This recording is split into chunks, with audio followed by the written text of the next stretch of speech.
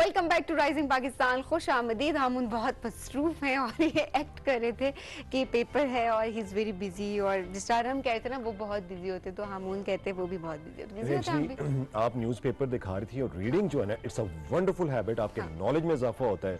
So I am into reading. मैं newspaper को पढ़ता हूँ, सिर्फ शीशे साफ करने का काम नहीं करता हूँ, और बड़ी एहतियात भी बरतनी चाहिए, यू नो।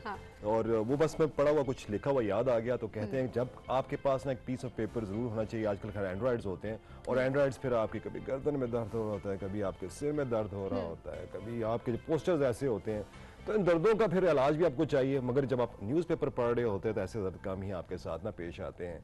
सो दर्दों के इलाज के लिए मसीहा तो चाहिए। क्या ख्याल है? बिल्कुल ऐसा ही है। तो हमने सोचा क्यों ना डॉक्टर को बुला लें, बहुत ज़रूरत है आज डॉक्टर की। डॉक्टर सैयद अली हुसैन ने आज हमें ज्वाइन किया है, फिजियोथेरेपिस्ट हैं, और आज हम उनसे बातचीत करेंगे और हमारे दर्दों का इलाज अगर हो सके। अस्सलाम वालेकुम। वालेकुम सलाम, कैसी हैं आप? ठीक है, बिल्कुल ठीक। डॉक्टर साहब आप कैसे हैं? Thank you so much for coming. और जैसा कि आपने देखा कि मसला बहुत ज़्यादा गमगीर है और हम सब बड़े परेशान हैं।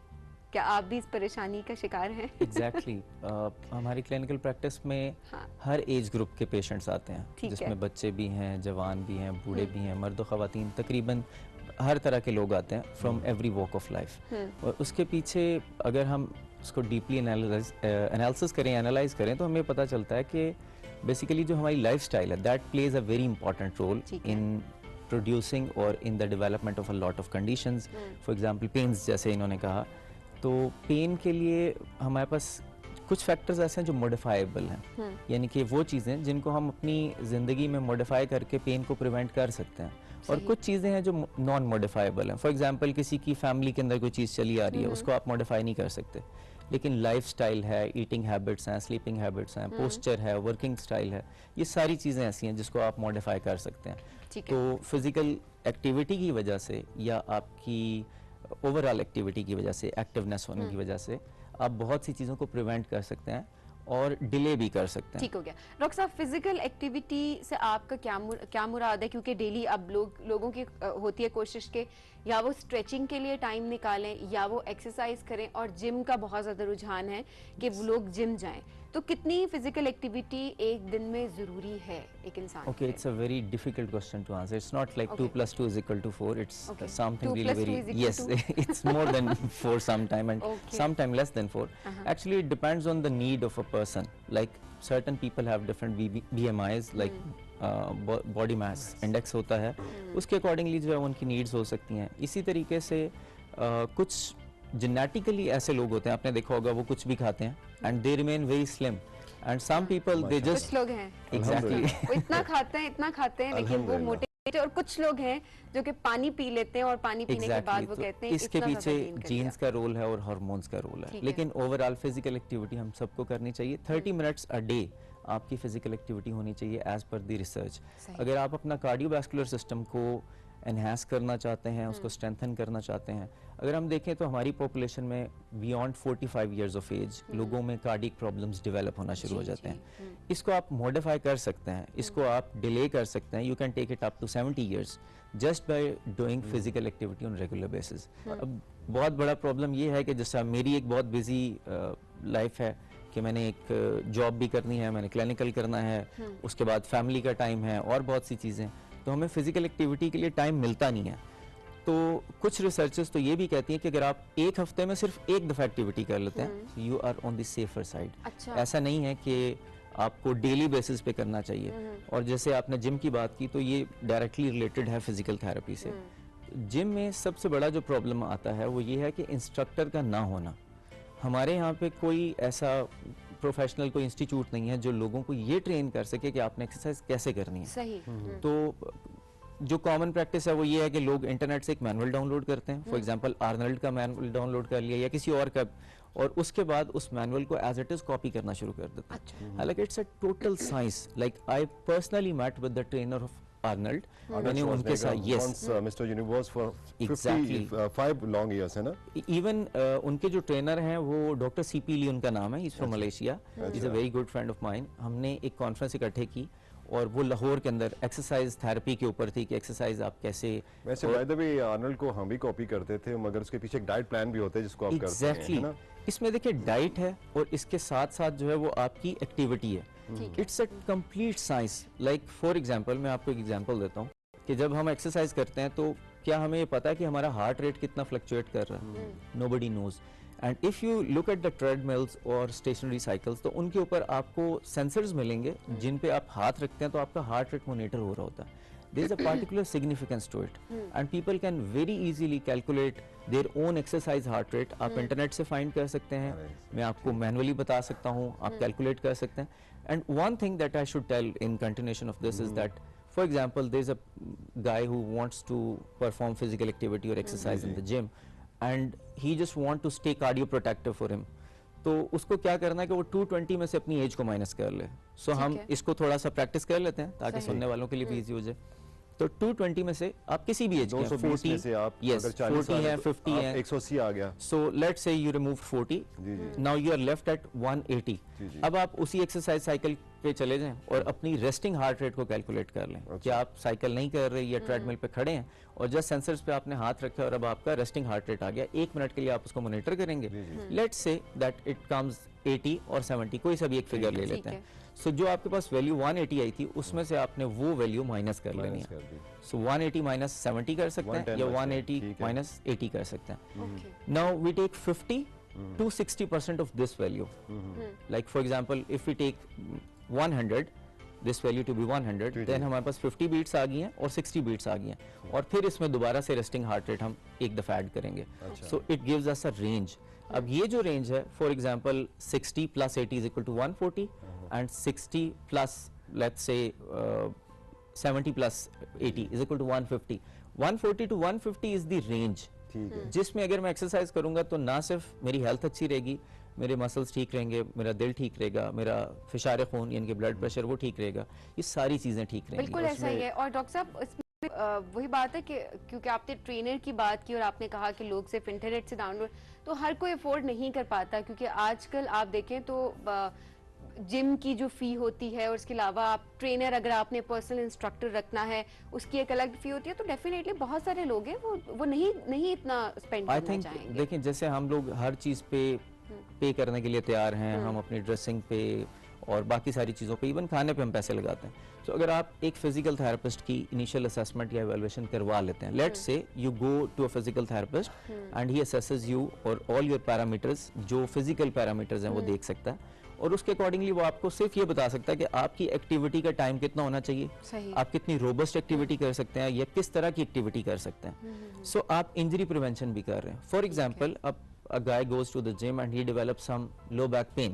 अब आप देखेंगे उसकी क्वालिटी ऑफ लाइफ कितनी डिस्टर्ब हो जाएगी if he is the only bread and butter earner of his family. Sir मैं थोड़ा सा, क्योंकि हम थोड़ा सा ज्यादा जा रहे हैं और सिर्फ उन शहरों में सिर्फ मखसूस तबके तक हम लिमिटेड हो रहे हैं, थोड़ा एक्सपेंड करते हैं. Exactly, for anybody at all. मैं ये बात करना चाहूंगा कि जो सबसे बड़ा मसला होता है ना वो हमारी खवातीन को होता है.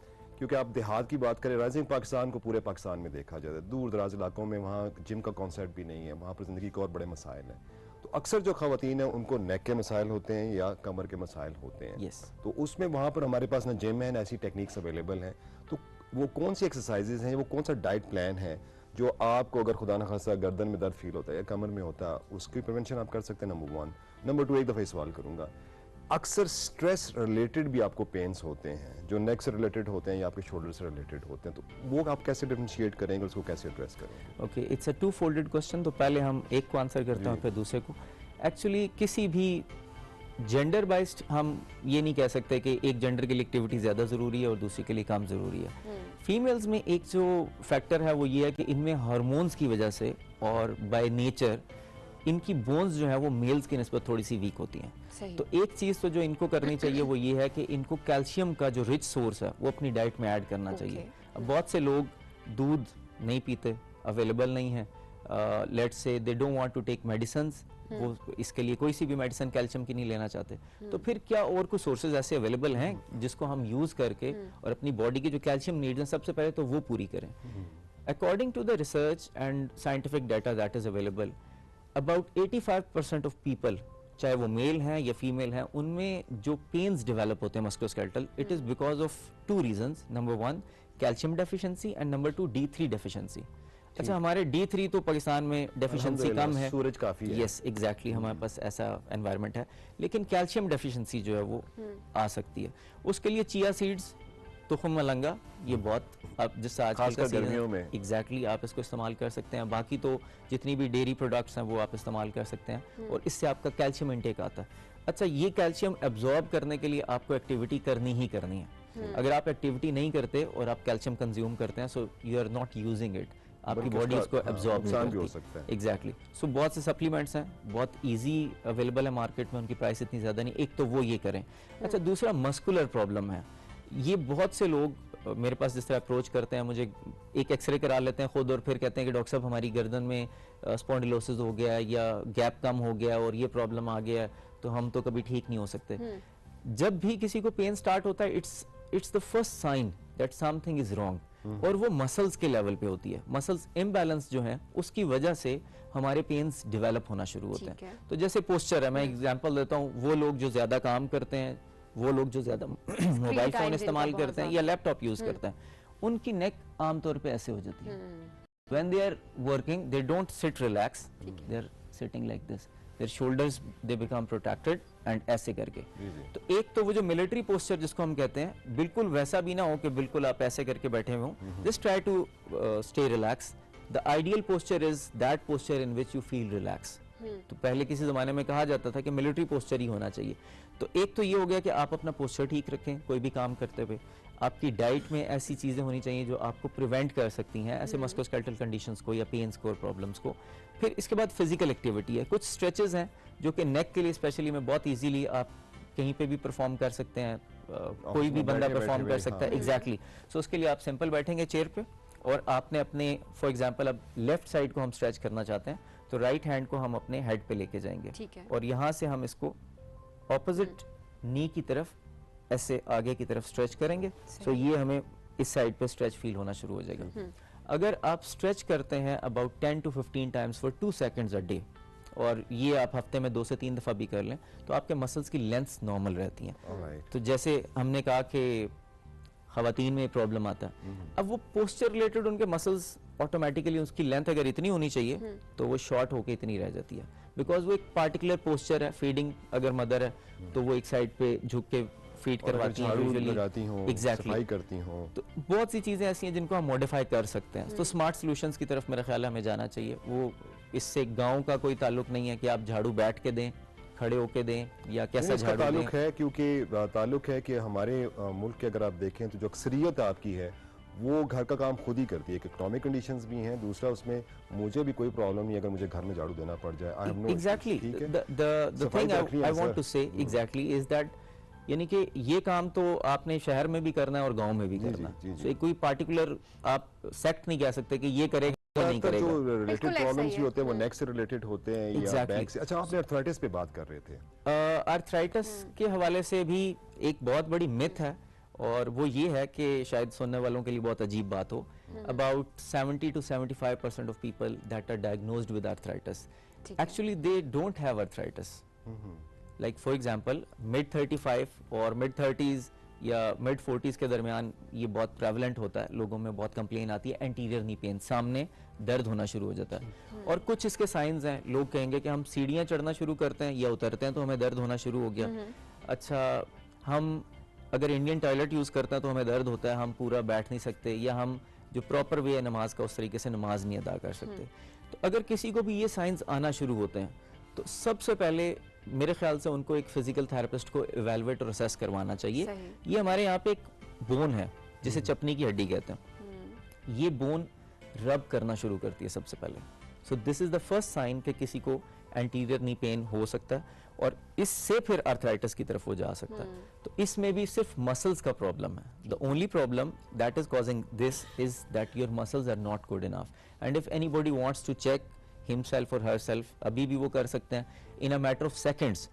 अगर आप देखना चाहते हैं, मैं देखना चाहता हूँ कि क्या मेरे घुटने इस काबिल हैं कि ये ठीक रहेंगे या हम प्रोन तो नहीं है कि हमें ये आर्थराइटिस डेवलप हो सकता है। सो सिंपलेस्ट वे ये है, I'll stand, कि आप ऐसे सीधे खड़े होते हैं, आप दोनों हाथ अपने बैक पर रखेंगे और अब आपने आगे नहीं झुकना। बहुत से लोग जब ये एक्सरसाइज करेंगे या मनूवर करेंगे तो वो आगे झुक के ऐसे हो जाएंगे और उनके लिए बहुत ईजी हो जाएगा। So the trick is to keep yourself erect and then all the way down and up.